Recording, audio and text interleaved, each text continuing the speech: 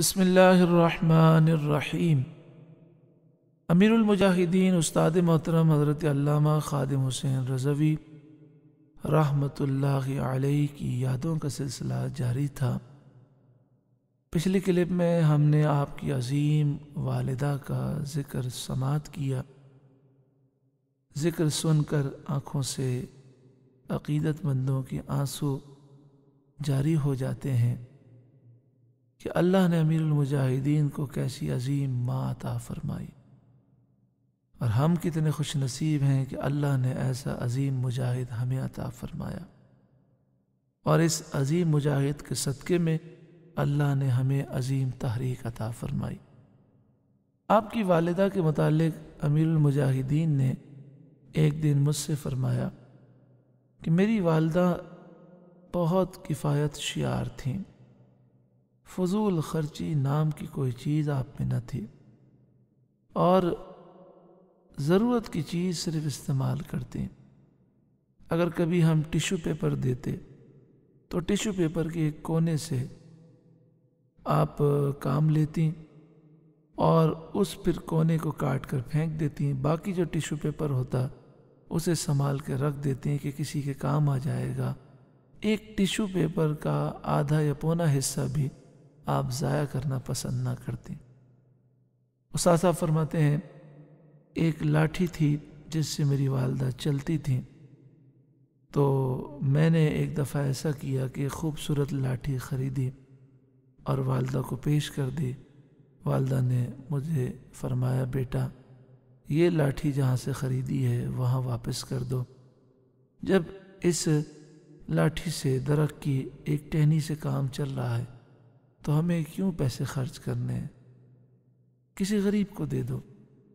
اساتذہ فرماتے ہیں میری والدہ کے پاس جو نئے کپڑے آتے آپ وہ نئے کپڑے لوگوں میں خیرات کر دیتی، عورتوں میں خیرات کر دیتی، اور پرانے کپڑے ہمیشہ پہنتی۔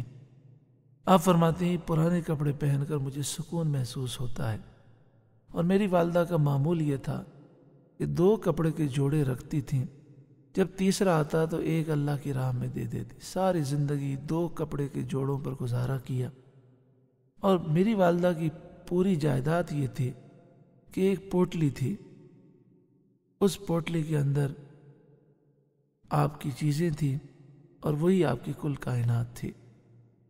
اللہ تعالیٰ امیر المجاہدین کے صدقے میں، ان کے والدین کے صدقے میں، ان کے خاندان کے صدقے میں، ان کے بچوں کے صدقے میں اللہ ہمیں ہمارے بچوں کو نیک بنائے، اللہ ہمیں مجاہد اسلام بنائے، اللہ تعالیٰ ہمارے سینے کو روشن فرمائے۔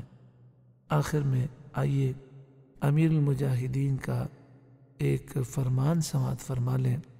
امیر المجاہدین کے جو فرمان ہیں وہ دلوں کو بدلنے والے ہیں۔ آپ فرماتے ہیں اگر فیض آباد میں میرے خلاف 1 روپے کی بھی کرپشن ثابت ہو گئی تو میرے مرنے کے بعد میری قبر سے میری ہڈیوں کو نکال کر سزا دینا۔ یہ بات وہی کہہ سکتا ہے جو واقعی مخلص ہو۔